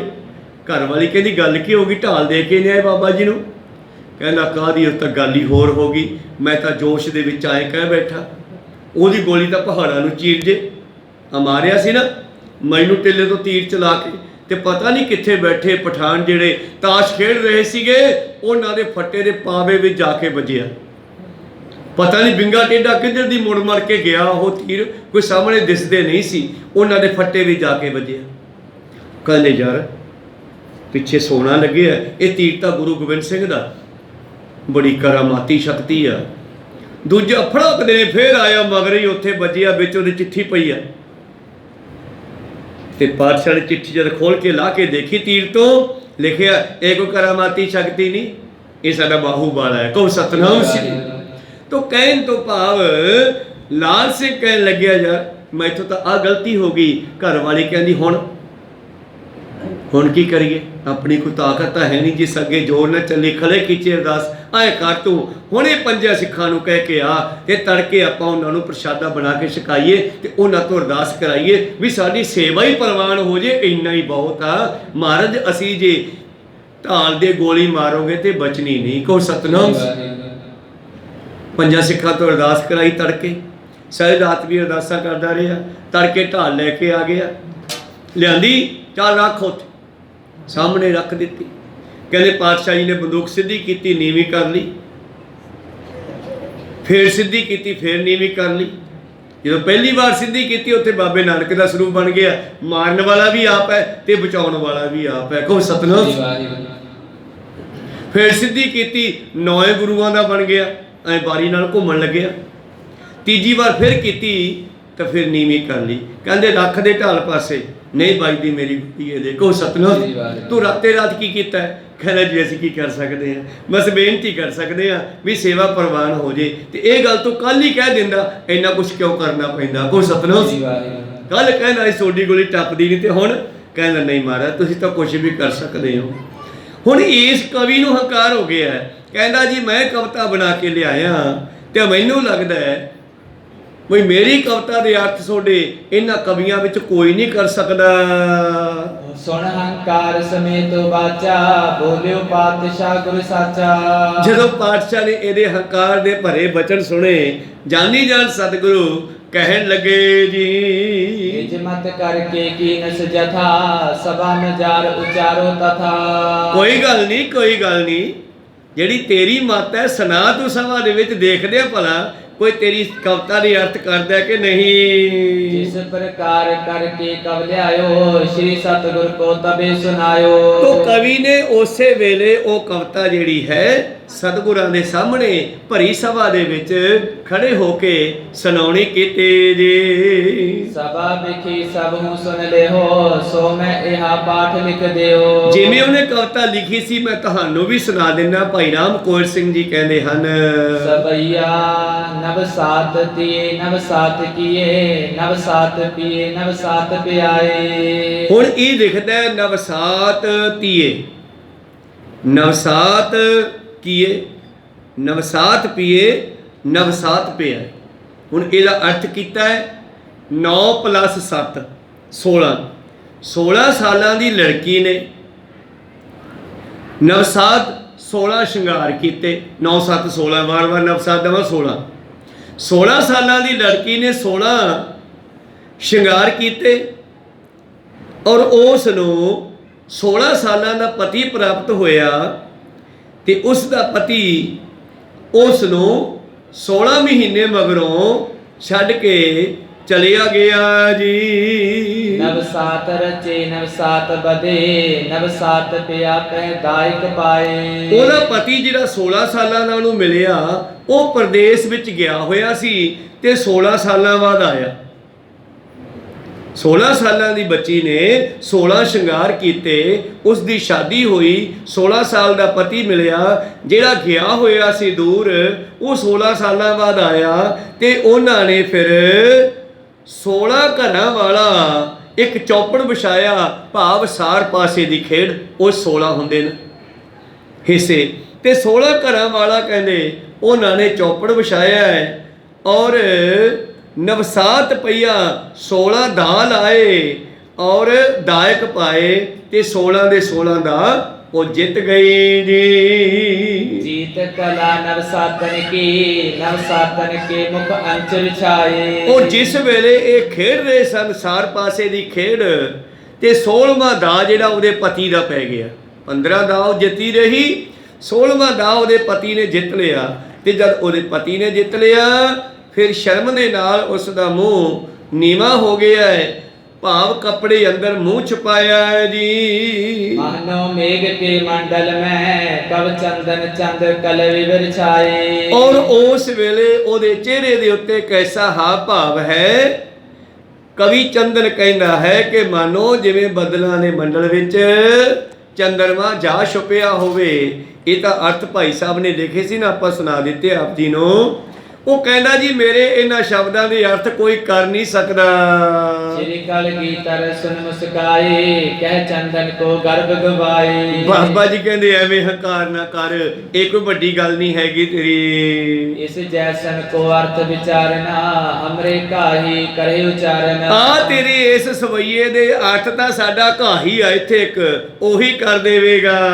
ਇਹ ਲਾਇਕ ਕਵੀਨ ਕੇ ਨਾਹੀ, ਮਿਲੇ ਆਪਸ ਮੈਂ ਕਰਤੇ ਕਾਹੀ। ਇਹੋ ਜੀਆਂ ਗੱਲਾਂ ਤਾਂ ਘਾਹੀ ਕਰਿਆ ਕਰਦੇ ਆ, ਤੂੰ ਕਵੀਆਂ ਦੇ ਵਿੱਚ ਗਿਣਿਆ ਵੀ ਨਹੀਂ ਜਾ ਸਕਦਾ। ਕੋਈ ਸਤਿਨਾਮ ਨਿੱਕੀ ਜੀ ਗੱਲ ਹੈ, ਇਹਨੂੰ ਲੈ ਕੇ ਬੜਾ ਹੰਕਾਰ ਕਰਦਾ ਹੈ ਕਿ ਮੈਂ ਜਿਹੜਾ ਸਵਈਆ ਰਚਿਆ ਹੈ, ਤੁਹਾਡੇ ਕੋਲ ਕੋਈ ਕਵੀ ਹੈ ਨਹੀਂ ਅਰਥ ਕਰਨ ਵਾਲਾ। ਤੇ ਹਾਂ ਇੰਨੀਆਂ ਇਹੋ ਜੀਆਂ ਗੱਲਾਂ ਤਾਂ ਖੇਤਾਂ ਵਿੱਚ ਘਾਹ ਖੋਤਣ ਵਾਲੇ ਕਰਿਆ ਕਰਦੇ ਆ, ਤੇ ਤੇਰੇ ਹੈ ਇਸ ਸਵਈਏ ਦੇ ਅਰਥ ਸਾਡਾ ਘਾਹ ਹੀ ਕਰ ਦੇਵੇਗਾ। ਛੰਦ ਸਭਾ ਹਮਰੇ ਮੈਂ ਸਰਸਤ, ਜਿਨ ਕੇ ਪਾਠ ਕਰੇ ਰਸ ਬਰਸਤ। ਸਾਡੀ ਸਭਾ ਦੇ ਵਿੱਚ ਤਾਂ ਜਿਹੜੇ ਛੰਦ ਸਵਈਏ ਰਚੇ ਜਾਂਦੇ ਆ ਨਾ, ਅੰਮ੍ਰਿਤ ਵਰਸਦਾ ਹੁੰਦਾ ਉਹਨਾਂ ਚੋਂ। ਆ ਕੀ ਤੂੰ ਸਾਨੂੰ ਸੁਣਾਇਆ ਹੈ? ਕਵੀਨ ਕੇ ਹਮਰੇ ਹੈ ਦਾਸ, ਪਠਤ ਸੁਨਤ ਆਨਤ ਜਬ ਕਾਸ। ਔਰ ਕਵੀ ਤਾਂ ਕਵੀ ਸਾਡੇ ਘੋੜੇ ਸੰਭਾਲਣ ਵਾਲੇ ਵੀ ਕਵੀ ਬਣੇ ਫਿਰਦੇ ਆ। ਤੂੰ ਆਪਣੇ ਆਪ ਨੂੰ ਕਵੀ ਸਮਝਦਾ ਹੈ। ਕਹੋ ਸਤਿਨਾਮ। ਇਹੋ ਜੀਆਂ ਗੱਲਾਂ ਤਾਂ ਸਾਡੇ ਘੋੜੇ ਪਾਲਣ ਵਾਲੇ ਸੰਭਾਲਣ ਵਾਲੇ ਵੀ ਜਾਣਦੇ ਨੇ। ਚੰਦਨ ਕਵ ਗੁਰ ਕੀ ਬਚ ਸੁਨੇ, ਬੋਲਿਓ ਧਰ ਕਰ ਅਚਰਜ ਕਨੇ। ਔਰ ਚੰਦਨ ਕਵੀ ਬੜਾ ਫੁੱਲਿਆ ਫੁਲਾਇਆ ਆਇਆ ਸੀਗਾ ਵੀ ਕਿਸੇ ਨੂੰ ਸਮਝ ਨਹੀਂ ਆਉਣੀ ਮੇਰੀਆਂ ਗੱਲਾਂ ਦੀ। ਔਰ ਇਸ ਕਰਕੇ ਜਦੋਂ ਪਾਤਸ਼ਾਹ ਨੇ ਕਿਹਾ ਆ ਤਾਂ ਇਹਦੇ ਅਰਥ ਸਾਡਾ ਘੋੜਿਆਂ ਦਾ ਘਾਹ ਹੀ ਕਰ ਦੇਵੇਗਾ, ਤਾਂ ਢਿੱਲਾ ਜਿਹਾ ਪੈ ਗਿਆ।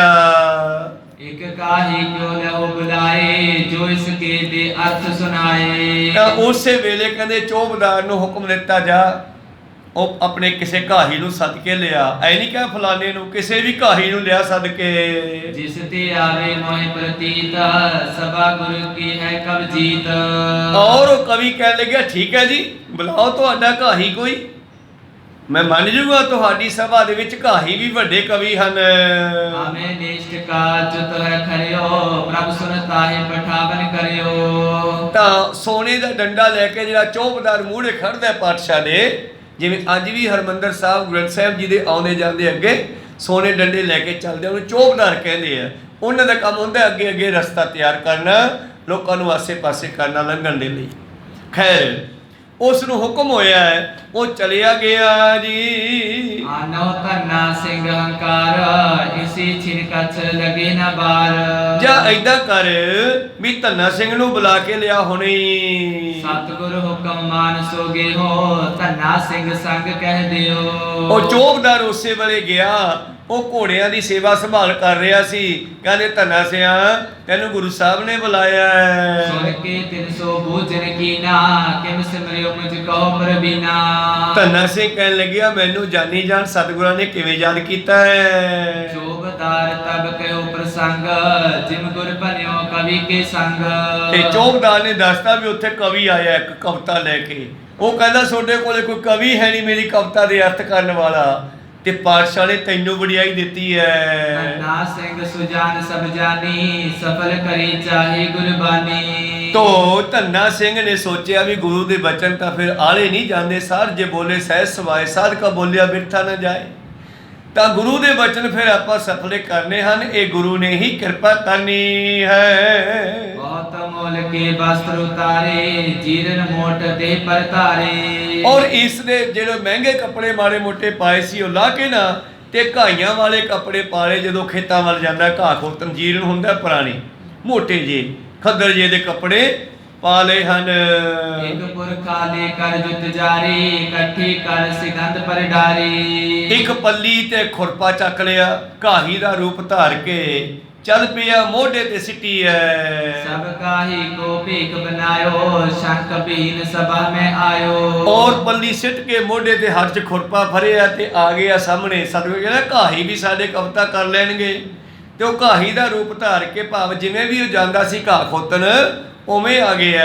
ਗੁਰ ਪਦ ਪਦਮ ਕੀਨ ਤਬ ਨਮੋ, ਉਚਿਤ ਥਾਨ ਬੈਠਿਓ ਤੈ ਸਮੋ। ਔਰ ਗੁਰੂ ਦੇ ਚਰਨਾਂ ਵਿੱਚ ਨਮਸਕਾਰ ਕਰਕੇ ਸਤਿਗੁਰਾਂ ਦੇ ਸਾਹਮਣੇ ਜਿੱਥੇ ਹੁਕਮ ਹੋਇਆ ਬਹਿ ਗਿਆ ਜੀ। ਸ੍ਰੀ ਕਲਗੀਧਰ ਹੁਕਮ ਉਚਾਰਾ, ਇਹ ਕਵ ਹੈ ਮਤਵਾਨ ਉਦਾਰਾ। ਹਾਂ ਬਈ ਧੰਨਾ ਸਿਆ ਠੀਕ ਹੈ, ਹਮਾਰਾ ਕਿਰਪਾ ਸੋਡੀ। ਇਹ ਭਾਈ ਇਹ ਕਵੀ ਆਇਆ ਬੜਾ ਤਕੜਾ ਇੱਕ। ਰਚ ਕਰ ਆਨਿਓ ਇਹ ਸਵਈਆ, ਅਰਥ ਵਿਚਾਰੋ ਦਿਓ ਬਨਈਆ। ਔਰ ਇਹ ਕਹਿੰਦੇ ਮੇਰੇ ਸਵਈਏ ਦੇ ਅਰਥ ਨਹੀਂ ਹੁੰਦੇ, ਤੂੰ ਅਰਥ ਕਰਕੇ ਦੇ ਸਵਈਏ ਦੇ। ਸੁਣ ਧੰਨਾ ਸਿੰਘ ਅਰਥ ਬਖਾਨਾ, ਤ੍ਰੈ ਖੂੜਸ ਬਰਖਣ ਬੇਵਾਨਾ। ਤਾਂ ਇਹ ਸਵਈਆ ਦੁਬਾਰਾ ਉਹਨੂੰ ਸੁਣਾਉਣਾ ਕੀਤਾ। ਹੁਣ ਇੱਥੇ ਕੱਲੇ ਧੰਨਾ ਸਿੰਘ ਦੇ ਅਰਥ ਲਿਖੇ ਨੇ। ਕਹਿੰਦਾ ਜੀ 16 ਸਾਲ ਦੀ ਲੜਕੀ ਆ, ਤੜ ਕੋੜ ਸਿੰਗਾਰ ਸੁਹਾਇਓ, ਕੋੜ ਸਮਾਸਨ ਮਹਿ ਪੈ ਆਇਓ। ਔਰ ਉਹਨੇ 16 ਸ਼ਿੰਗਾਰ ਕੀਤੇ ਆ ਤੇ 16 ਮਹੀਨਿਆਂ ਬਾਅਦ ਉਹਦਾ ਪਤੀ ਪ੍ਰਦੇਸ਼ ਗਿਆ, ਵਾਪਸ ਆਇਆ। ਕੋੜਸ ਘਰ ਕੋ ਚੋਪ ਰਚਿਓ, ਕੋੜਸ ਦਾਵ ਲਾਇ ਸੁਖ ਮਚਿਓ। ਔਰ ਫਿਰ ਇਹਨਾਂ ਨੇ ਸਾਰ ਪਾਸੇ ਦੀ ਖੇਡ ਵਾਲੀ ਉਹ ਚਾਦਰ ਵਿਛਾਈ ਆ ਜਿਹਦੇ ਵਿੱਚ 16 ਘਰ ਹੁੰਦੇ ਐ। ਔਰ ਫਿਰ ਦਾਵ ਲਾਉਣੇ ਸ਼ੁਰੂ ਕੀਤੇ। ਸੋਈ ਕੋੜਸ ਪਿਆਰ ਲਿਆਇਓ, ਕੋੜਸ ਕੀ ਬਾਜੀ ਜੈ ਪਾਇਓ। ਔਰ ਉਹ ਸਾਰ ਪਾਸੇ ਦਾ ਕੱਪੜਾ ਉਹ ਖੇਡ ਵੀ ਉਹਦਾ ਪਤੀ ਲੈ ਕੇ ਆਇਆ ਸੀ ਖਰੀਦ ਕੇ। ਕਹਿੰਦੇ ਬੈਠ ਕੇ ਖੇਡਣ ਤੇ ਮਹਾਰਾਜ ਅੱਗੇ ਲਿਖਦਾ ਹੈ ਕਿ ਉਸ ਦਾ ਪਤੀ ਜਿੱਤ ਗਿਆ। ਕੋੜਸ ਕਲਾ ਚੰਦ ਮੁਖ ਜੋਈ, ਹਾਰ ਪਾਏ ਤ੍ਰੈ ਛਾਦਤ ਸੋਈ। ਔਰ ਜਦੋਂ ਇਸਤਰੀ ਹਾਰ ਗਈ ਉਹਦੇ ਘਰ ਵਾਲੀ ਤੇ ਸ਼ਰਮ ਦੀ ਮਾਰੀ ਨੇ ਮੂੰਹ ਜਿਹੜਾ ਕੱਪੜੇ ਵਿੱਚ ਇਉਂ ਲੁਕੋ ਲਿਆ ਜਿਵੇਂ ਮਨੋ ਮੇਘ ਮੈਂ ਨਿਸਬਤ ਛਾਇਓ, ਇਮ ਅੰਚਰ ਮੈਂ ਮੁਖ ਦਰਸਾਇਓ। ਜਿਵੇਂ ਬੱਦਲਾਂ ਦੇ ਵਿੱਚ ਮਾਨੋ ਚੰਦਰਮਾ ਲੁਕ ਜਾਂਦਾ ਹੈ, ਇਉਂ ਆਪਣੀ ਚਾਦਰ ਜਾਂ ਚੁੰਨੀ ਵਿੱਚ ਆਪਣਾ ਮੂੰਹ ਲੁਕੋਇਆ ਹੈ। ਸਤਿਗੁਰ ਸੇਤ ਸਭਾ ਸਭ ਸੁਨਿਓ, ਅਰਥ ਜਥਾਵਤ ਜਿਵੇਂ ਬਨਿਓ। ਪਾਤਸ਼ਾਹ ਕਹਿਣ ਲੱਗੇ ਕਿਉਂ ਬਈ ਇਹੀ ਅਰਥ ਬਣਦੀ ਹੈ ਤੇਰੇ ਸਵਈਏ ਦੇ। ਸੁਣ ਚੰਦਨ ਕਵਤਾ ਜਹੰਕਾਰਾ, ਹੱਥ ਜੋਰ ਗੁਰ ਸਾਥ ਉਚਾਰਾ। ਕਹਿੰਦਾ ਜੀ ਲਿਖੇ ਤਾਂ ਇਹੀ ਕੁਛ ਸੀਗਾ, ਮੈਂ ਤੁਹਾਡੇ ਕਵੀ ਨੇ ਸੁਣਾ ਦਿੱਤੇ ਹਨ। ਮਹਾਰਾਜ ਬਲ ਨੈ ਬੁੱਧ ਕੀਰਾ, ਕਰਾਮਾਤ ਸਹਿਬ ਕੋ ਚੀਰਾ। ਮਹਾਰਾਜੇ ਤੁਹਾਡੀ ਕਰਾਮਾਤੀ ਸ਼ਕਤੀ ਲੱਗਦੀ ਹੈ, ਇਹ ਬੁੱਧੀ ਦਾ ਕੰਮ ਤਾਂ ਨਹੀਂ ਐਡੀ ਛੇਤੀ ਸਮਝਣਾ। ਇਹ ਤੁਸੀਂ ਕੋਈ ਇਸ ਤੇ ਕਰਾਮਾਤੀ ਕਿਰਪਾ ਵਰਸਾਈ ਹੈ। ਗਰਭ ਨਾ ਚਲੇ ਆਪ ਕੀ ਆਗੇ, ਸਿਮਰੇ ਨਾਮ ਬਨਾ ਬਨ ਲਾਗੇ। ਤੁਹਾਡੇ ਅੱਗੇ ਵੈਸੇ ਕਿਸੇ ਦਾ ਹੰਕਾਰ ਨਹੀਂ ਚੱਲ ਸਕਦਾ। ਇਹ ਜਿਹੜੇ ਨਾਮ ਸਿਮਰਦੇ ਹਨ ਉਹ ਏਦਾਂ ਹੀ ਕਵਿਤਾ ਬਣਾ ਲੈਂਦੇ ਆ। ਤਬ ਕਲਗੀਧਰ ਬਾਕ ਸੁਨਾਇਓ, ਧੰਨਾ ਸਿੰਘ ਜੋ ਤੋਹੇ ਬਨਾਇਓ। ਤੇ ਪਾਤਸ਼ਾਹ ਕਹਿੰਦੇ ਧੰਨਾ ਸਿੰਘ ਤੂੰ ਵੀ ਕਵਿਤਾ ਲਿਖਦਾ ਹੁੰਦਾ ਕਦੇ ਕਦੇ, ਹੈਗੀ ਆ ਕੋਈ? ਸੋ ਪਾਠ ਇਸ ਦੇ ਅਰਥ ਕਰਾਵੋ, ਸੁਨੋ ਭਲੇ ਪੁਨੇ ਆਪ ਸੁਨਾਵੋ। ਹੁਣ ਇਹਨੇ ਤਾਂ ਆਪਣੀ ਪ੍ਰੀਖਿਆ ਲੈ ਲਈ ਹੈ, ਤੂੰ ਇਹਨੂੰ ਸੁਣਾ ਕਵਿਤਾ ਕੋਈ ਤੇ ਉਹਦੇ ਅਰਥ ਕਰਵਾ ਇਹਦੇ ਕੋਲੋਂ। ਹੁਣ ਸਭਾ ਵਿਖੀ ਜਬ ਸਤਿਗੁਰ ਕਹਿਓ, ਆਸ਼ੇ ਸਕਲ ਸਿੰਘ ਨੈ ਲਹਿਓ। ਤੇ ਜਦੋਂ ਸਤਿਗੁਰਾਂ ਨੇ ਕਿਹਾ ਤੇ ਫਿਰ ਭਾਈ ਕਵੀ ਕਿਵੇਂ ਜਵਾਬ ਦੇਵੇ? ਧੰਨਾ ਸਿੰਘ ਘਾਹੀ ਕਹਿਣ ਲੱਗਿਆ ਜੀ ਠੀਕ ਹੈ। ਕਾਤੋ ਅਰਥ ਜੇ ਕਰ ਲਿਖ ਪਾਇਓ, ਉਬੇ ਸਵਈਆ ਕਰਿਓ ਸੁਨਾਇਓ। ਮੈਂ ਤੁਹਾਨੂੰ ਸਵਈਆ ਸੁਣਾ ਦਿੰਦਾ ਤੇ ਇਹਦੇ ਕੋਲੋਂ ਅਰਥ ਕਰਵਾ ਲਓ। ਸਵਈਆ ਮੀਨ ਮਰੇ ਜਲ ਕੀ ਪਰਸੇ, ਕਬੂ ਨਾ ਮਰੇ ਪਰ ਪਾਵਕ ਪਾਏ। ਹੁਣ ਇਸ ਨੂੰ ਉਚਾਰਨ ਕਰਨ ਦਾ ਢੰਗ ਹੈ ਬਸ। ਜੇ ਸਹੀ ਉਚਾਰਨ ਹੋ ਗਿਆ ਤੇ ਅਰਥ ਹੋ ਜਾਣਗੇ, ਜੇ ਗਲਤ ਉਚਾਰਨ ਹੋ ਗਿਆ ਇਹਦੇ ਵਿੱਚ ਇੱਕ ਨਾ ਵਿਸ਼ਰਾਮ ਲੱਗਣਾ ਹੈ। ਬਸ ਉਹ ਵਿਸ਼ਰਾਮ ਜੇ ਗਾਂਵਸ਼ਾ ਹੋ ਗਿਆ ਤੇ ਫਿਰ ਨਹੀਂ ਕੋਈ ਅਰਥ ਸਕਦਾ। ਕੀ ਲਿਖਿਆ? ਮੀਨ ਮਰੇ ਜਲ ਕੇ ਪਰਸੈ, ਕਬਹੂ ਨਾ ਮਰੇ ਪਰ ਅਗਨ ਪਾਏ। ਹੁਣ ਤੁਸੀਂ ਚੱਕਰ 'ਚ ਪੈ ਜਾਓ ਵੀ ਅੱਗ ਦੇ ਵਿੱਚ ਮੱਛੀ ਮਰਦੀ ਨਹੀਂ, ਪਾਣੀ ਛੱਡ ਜਾਵੇ ਤਾਂ ਮਰ ਜਾਂਦੀ ਹੈ, ਪਰ ਗੱਲ ਇਹਦੀ ਉਲਟ ਹੈ। ਉਹ ਨੰਨਾ ਇੱਧਰ ਠੋਕਤਾ ਭਾਈ ਸਾਹਿਬ ਜੀ ਨੇ, ਕਬਹੂ ਨਾ ਮਰੇ ਪਰ ਅਗਨ ਕੇ ਪਾਏ ਕੋ ਸਤਨਾਮ। ਜਦੋਂ ਉਸ ਨੇ ਸੁਣਾਉਣਾ ਕੀਤਾ ਹੈ ਮੀਨ ਮਰੇ ਜਲ ਕੇ ਪਰਸੇ, ਕਬਹੂ ਨਾ ਮਰੇ पर अग्न को पाए। हाथी मरे मद के पर से, कबू ना मरे तन ताप को आए। हाथी मर जाता है शराब पी के, पर नहीं मरदा जे ताप चढ़ जे। हाथी मरदा ही ताप चढ़े तो ज्यादातर को सतनाम। पर इन्हें कबू ना दूजे पासे ला दिता है।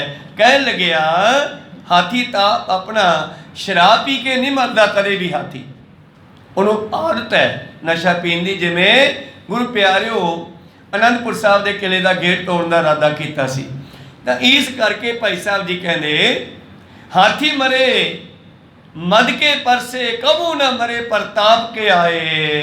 ती मरे पी के पर से, कबू ना मरे परदेस सिधाए। स्त्री मर जाती है जो पति घर आ जाए, पर जो ना आवे तो उदो नहीं मरदी। ये भी उल्टी गल ही है। गूढ़ में बात कही दिजराज, विचार सके ना बिना चितलाए। और यह गुझी गल कही है दिजराज। ये पंडित जी चंदन पंडित है। ये पंडित जी इनू दसो हुण खोल के। कौल मरे रव के पर से, कबू ना मरे शीस की छब पाए। सवैये दा एक पदा होर है। कौल मरे, कौल मरे रव के पर से, कमल दा फुल। कौल फुल ये सूरज चढ़े तो खिड़दा है कि बंद होंदा है? खिड़दा है। ते पातशाह जी बारे लिखना यह कथा, कौल मरे रब के पर से, कबू ना मरे पर सस की शा पाए। रात नूं ये कौल फुल इकट्ठा हो जाता है चंद्रमा के आउण ते, सूरज के आउण ते खिड़दा है, पर कबहू ना मरे इन्हें दूजे पासे ला दिता है। मित्र मरे मित के मिलबे, कबू ना मरे जब दूर सिधाए। मित्र मर जाता है जो मित्र मिल पवे, पर जे मित्र बिछड़ जावे फिर नहीं मरदा। सिंह मरे जब मास मिले, कबू ना मरे जब हाथ न आए। और शेर उदों मर जाता है जो खाण नूं मांस मिल जे। ये तो उल्टी गल हुई। कबू ना मरे पर हाथ ना आए, जदों ना मिले उदों नहीं मरदा, जो मिल जी उदों मर जाता। गूढ़ में बात कही दिजराज, विचार सके ना बिना चितलाए। ये गुझा भेद है चंदन कवि। इनू चित लाए तो बगैर विचारिया नहीं जाना। धन्ना सिंह बनाए सुनाए, चंदन कावते अर्थ न आए। ते जदों धन्ना सिंह दियां गल्लां सुनिया, क्योंकि उन्हें विश्राम गलत ला दिता जान बुझ के। कहो सतनाम सुनाउंदे होए विश्राम दूजे पासे करता। मीन मरे जल के पर से, कहूं ना मरे पर पावक पाए। अग दे विच नहीं मरदी। तो हुण इह सोचां विच पै गया भी ਇਹਦੀ अर्थ की बने, ਇਹਨੂੰ समझ ना आए जे। रहो विचारत थिर चिरकाला, पुन लज्जा तर रहो विसाला। सोचां 'ਚ डुब गया भी ਹੁਣ ਕੀ अर्थ ਬਣਾਵਾਂ ਇਹਦਾ। ਜੇ ਉਹ ਵਿਸ਼ਰਾਮ ਨੂੰ ਉਲਟਾ ਲੈਂਦਾ ਤੇ अर्थ ਨਾਲ ਦੀ ਨਾਲ ਹੀ ਬਣੇ ਪਏ ਸੀ, ਪਰ ਉਹ ਸੋਚਾਂ ਵਿੱਚ ਡੁੱਬਿਆ, ਸ਼ਰਮ ਦਾ ਮਾਰਿਆ ਨੀਵੀਂ ਪਾ ਕੇ बैठा है। दीन तब गुर अगवाई, मुख ते कछु ना बोलियो जाए। सारा अहंकार मुड़ के वांगू मह गया इसदा सारा, और नीवी पाके बैठा प्रीतम दे सामने। हुण तां बोलिया भी नहीं जांदा। रहमा महाजान प्रभ करी, बेनती करत प्यो तिस बेरी। और सतगुर दी बड़ी सिफत करदा, ठीक है महाराज ये तुहाडी पावर है कि तुहाडे घाही भी कविता इहो जिहियां रच लैंदे ने। जी रावर की चरनी लागे, मूर्ख पी चतुर बड़ भागे। मैं साधु संग की सुनियो मेरे मीता, पिंगल पर्वत पार परे खल चतर वकीता। खल हुंदा मूर्ख, चतुर चलाक सियाणा, वकीता वक्ता बन जावे, कथावाचक बना देवे जे तेरी मर्जी हो जावे। को सतनाम। और बनाए बयान तीजे पातशाह जी ने किन्ने प्रचारक बना बना के भेजे, ਜਿਹੜੇ ਬਿਲਕੁਲ ਭੋਲੇ ਭਾਲੇ ਸਤਿਗੁਰ ਕੋਲੇ ਆਏ। ਇੱਕ ਤਾਂ ਉਹਨਾਂ ਕੋਲੇ ਪਿੰਗਲਾ ਆਇਆ, ਕੋੜੀ ਆਇਆ, ਪ੍ਰੇਮਾ ਕੋੜੀ, ਉਹਨੂੰ ਤੰਦਰੁਸਤ ਕਰਕੇ ਸਹੀ ਸਲਾਮਤ ਕਰਕੇ ਬ੍ਰਹਮ ਗਿਆਨ ਦੇ ਕੇ ਪ੍ਰਚਾਰ ਕਰਾਇਆ। तो इस करके एक सत है, सत जी कहना कहा करता सत है जी सत। उस गुरु प्यारो जमा भोला भाला बंदा उन्होंने प्रचारक बना दिता। महाराज जी कहते की कहना है हुण चंद्र कवि कहने सोडी कृपा हो जावे तां मूर्खां नूं सियाणे कर दिओ जी। कौन चाहे समता तिन केरी, चाहे जो होए दशा जस मेरी। और महाराज तुहाडे प्यारियां दी तुहाडे सेवकां दी बराबरी कौन कर सकदा है? जे कोई करूगा तो मेरे वर्गा हाल होएगा। बोलियो दीन गर्भ जब हरियो, श्री गुरु सोपी राखन करियो। जदों पातशाह ने वेख्या कि साफ हो गया है, हंकार ਹੰਕਾਰ ਨਿਕਲ ਗਿਆ ਸਾਰਾ, ਪੈਰੀ ਪੈ ਗਿਆ। ਕਹਿੰਦੇ ਕੋਈ ਨਹੀਂ ਬਸ ਇਹੀ ਤੇਰੇ 'ਚ ਬਿਮਾਰੀ ਸੀ, ਨਿਕਲ ਗਈ, ਹੁਣ ਤੂੰ ਵੀ ਮੇਰੇ ਕੋਲ ਰਹਿ। ਇਸੇ ਪ੍ਰਕਾਰ ਅਨਕ ਗੁਣਵੰਤੇ ਸੁਣ ਸੁਣ ਜਸ ਕੋ ਆਏ ਰਹੰਤੇ। ਇਉਂ ਪ੍ਰੀਤਮ ਕੋਲੇ ਇਦਾਂ ਦੇ ਅਨੇਕਾਂ ਕਵੀ ਆਉਂਦੇ ਨੇ ਤੇ ਗੁਰੂ ਸਾਹਿਬ ਆਪਣੇ ਕੋਲ ਰੱਖ ਲੈਂਦੇ ਜੀ। ਹਰ ਚਰਚਾ ਪ੍ਰਭ ਕੋ ਪਰਚਾਵੈ ਅਨਕ ਜੋਤ ਜੁਤ ਕਬਤ ਸੁਨਾਵੈ। ਔਰ ਅਨੇਕਾਂ ਤਰ੍ਹਾਂ ਹੀ ਗਿਆਨ ਦੀਆਂ ਗੱਲਾਂ ਚਰਚਾ ਹੁੰਦੀ ਔਰ ਅਨੇਕਾਂ ਤਰ੍ਹਾਂ ਦੇ ਨਾਲ ਕਵੀ ਸਤਿਗੁਰਾਂ ਨੂੰ ਖੁਸ਼ ਕਰਦੇ ਤੇ ਉਹਨਾਂ ਦੀਆਂ ਖੁਸ਼ੀਆਂ ਲੈਂਦੇ। ਬਖਸ਼ਿਸ਼ ਲੇਤ ਮਹਾ ਮਨ ਭਾਈ ਰੀਜੇ ਰਿਦੇ ਗੁਣ ਅਧਿਕਾਈ। ਔਰ ਸਤਿਗੁਰੂ ਵੀ ਖੁੱਲੇ ਦਿਲ ਦੇ ਨਾਲ ਗੱਫੇ ਵਰਤਾਉਂਦੇ ਤੇ ਲੈ ਕੇ ਕਵੀ ਖੁਸ਼ ਹੁੰਦੇ ਔਰ ਗੁਣ ਗਾਉਂਦੇ ਸਤਿਗੁਰਾਂ ਦੇ ਦੋਹਰਾ। ਇੱਕ ਦਿਨ ਗੁਰ ਕੈ ਸਭਾ ਮੈਂ ਸ੍ਰੀ ਅਰਜਨ ਕੀ ਰਹਿਤ। ਇੱਕ ਦਿਨ ਗੁਰੂ ਗੋਬਿੰਦ ਸਿੰਘ ਮਹਾਰਾਜ ਸਭਾ ਦੇ ਵਿੱਚ ਕਲਯੁਗ ਦੇ ਵਿੱਚ ਗੁਰੂ ਅਰਜਨ ਦੇਵ ਮਹਾਰਾਜ ਜੀ ਦੀ ਬਾਣੀ। ਕਲ ਮਹਿਮਾ ਸੁਖਮਨੀ ਬਹੁ ਜਪਜੀ ਮਹਿਮਾ ਮਹਤ। ਕਲਯੁਗ ਦੇ ਭਿਆਨਕ ਸਮੇਂ ਵਿੱਚ ਜਪਜੀ ਸਾਹਿਬ ਤੇ ਸੁਖਮਨੀ ਸਾਹਿਬ ਦੀ ਮਹਿਮਾ ਕਰਕੇ ਸੁਣਾਉਂਦੇ ਆ, ਇਹਦੀ ਵਡਿਆਈ ਕਰਕੇ ਦੱਸਦੇ ਆ। ਇਹਦੇ ਵਿੱਚ ਕੀ ਕੁਝ ਭਰਿਆ ਹੋਇਆ ਇਹ ਆਪਾਂ ਅਗਲੇ ਦੀਵਾਨਾਂ ਵਿੱਚ ਸਰਵਣ ਕਰਾਂਗੇ। ਬੋਲਦੇ ਅਨੇਕਾਂ ਅੱਖਰ ਬਾਅਦ ਘਾਟ ਹੋ ਜਾਂਦੇ। ਸਿੱਖ ਸੰਗਤਾਂ ਦੇ ਸਤਿਗੁਰੂ ਬਖਸ਼ਣ ਜੋਗ ਹੈ, ਬਖਸ਼ ਲੈਣਾ ਜੀ। ਸਮਾਪਤੀ ਕਰੀਏ। हे अच्युत हे पार ब्रह्म अविनाशी अगनास। हे पूरन हे सर्व मैं पंचन गुणतास। हे संगी हे निरंकार हे निर्गुण सब टेक। हे गोविंद हे गुण निदान सदा विवेक।